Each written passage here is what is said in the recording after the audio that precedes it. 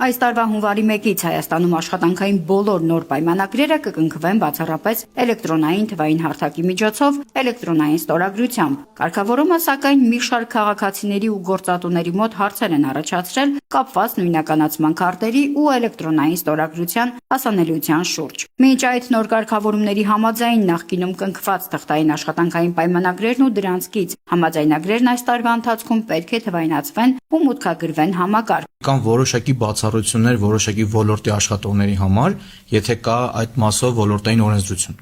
Բայց եթե այդ որոշակի բացառությունը չդիտարկենք, կստացվի, որ աշխատողների գրեթե մեծ մասը աշխատանքի ընդունվելու նշածս հարթակի միջոցով։ Նոր թվային համակարգը մշակել է պետական եկամուտների կոմիտեն, գործարկվել է հաշվետվությունների ներկայացման էլեկտրոնային համակարգի միջոցով։ Փոփոխությունների նպատակն է պարզեցնել աշխատանքային պայմանագրերի կնքման գործընթացը եւ բարձրացնել աշխատաշուկայի արդյունավետությունն ու անվտանգությունը։ Եղել են դեպքեր, երբ աշխատողը իր աշխատանքային պայմանագրի օրինակը կամ ուշ է ստացել աշխատանքի ընդունվելուց հետո, կամ եղել են դեպքեր, որ ընդհանրապես չի ստացել։ Այս համակարգի ներդրման պարագայում նման բան այլևս հնարավոր չէ, քանի որ եթե պայմանագիրը չկնքվեց, գործատուն չի կարողանա գրանցման հայտ տալ։ Ժորա Սարգսյանի համոզմամբ համակարգի ներդրմամբ լուծվող ամենակարևոր խնդիրներից մեկը վերահսկողության ուժեղացումն է։ Առողջապահական եւ աշխատանքի տեսչական մարմինը կունենա ամբողջական տեսանելիություն։ Այն պրակտիկան, որը որոշակի դեպքերում հանդիպել են, երբ որ գործատուները հետին ամսաթվով որոշակի համաձայնագրեր էին հետագայում կազմում, շտկում էին պայմանագիրը, թերությունները,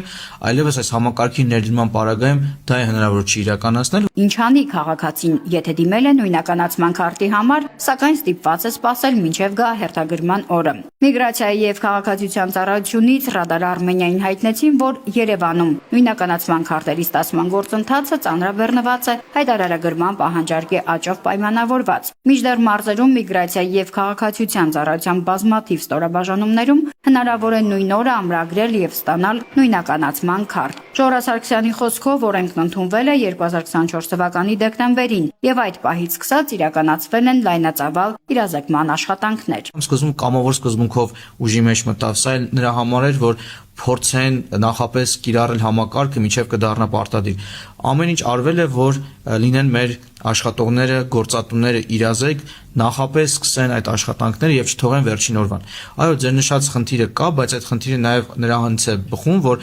շատերը